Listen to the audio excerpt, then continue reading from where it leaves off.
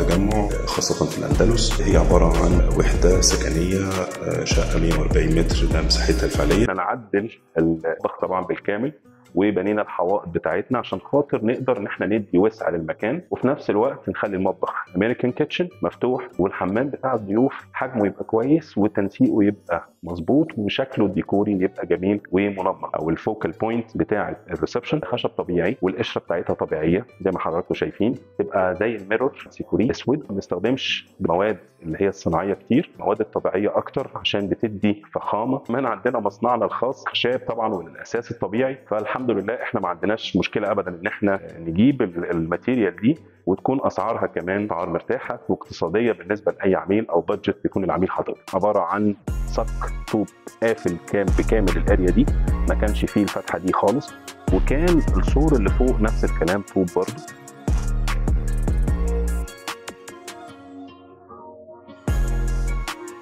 الشقه الرئيسي طبعا في مدخل تاني من المدخل الخارجي للحديقه اللي هي الاماميه. السفره هتيجي بالطول في المكان ده كده في الاريا دي. السبوتس دايما بنتعامل في ديزاين اللايتنج لازم يكون بشكل جمالي وفي نفس الوقت بيأدي الغرض منه، مش سبوتس وخلاص بنوزعها مجرد ان هي اناره المكان، والا هيحصل العكس، هيبقى فيه كلاتر جامد في الارضيه، لان زي ما حضراتكم عارفين الارضيه البورسلين بتعكس الاضاءه بشكل كبير جدا عشان تسيرف سواء من الكيتشن من المطبخ او الناس اللي هتيجي لدخول الوحده نفسها او دخول الريسبشن. احنا عملناه في الارض خاص بالزلط وعليه ايبوكسي زي الريفر.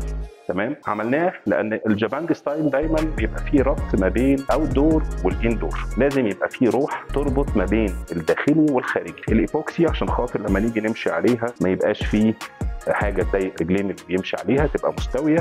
قاعده معلقه طبعا والخزان الدفء، الى جانب الشطاف السخن والبارد الخاص بالقعده، ومعاها كمان الناره والشفاط الخاص في السقف وبيلت ان. الشكل كمان جميل وشيك. هنا الممر الخاص بدخله الريسبشن، الطرقه الداخليه الخاصه بتوزيع الغرف بقى لاوضه الماستر. المدخل بتاع باب هنا في وشه على طول الحمام. خلينا نعدل الجزء ده كله ونكسر الحيطه اللي كانت موجوده، ونعدل المحاره برده من اول وجديد. الدريسنج الخاص بغرفه الماستر ان شاء الله باذن الله لما يتعمل هنوريه لحضراتكم. طبعا بيتعمل برده في المصنع عندنا. حمام الخاص بالماستر بورسلين اسباني، بس هو مش بورسلين ولا حاجه على فكره.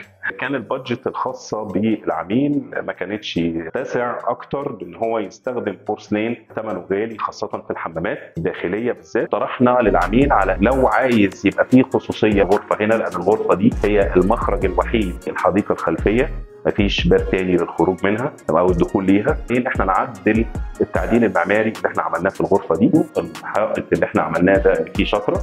الباب الخاص بالترس اللي موجود في الريسبشن، نخش من الممر ده في المكان ده كده. وطبعا الباب السلايدنج الحديد عشان السيفتي. الحديقه الخلفيه، الترس الخارجي الخاص بالحديقه الخلفيه زي ما حضراتكم شايفين. مدخل تاني خلقناه الغرفه الداخليه ستينلس خالص، ولا في سيكوريت او ازاز زي ما حضراتكم شايفين بالنسبه للترس الخارجي عشان خاطر حارمهم من الرؤيه تماما. كان الطوب ده بالكامل واخد الاريا دي كلها، عباره عن دشمه طوب كامله كده واخده الاريا كلها، واخده حيز كبير من الترس زي ما حضراتكم شايفين كده. الترس اتسع جامد عشان خاطر استبدلنا الحائط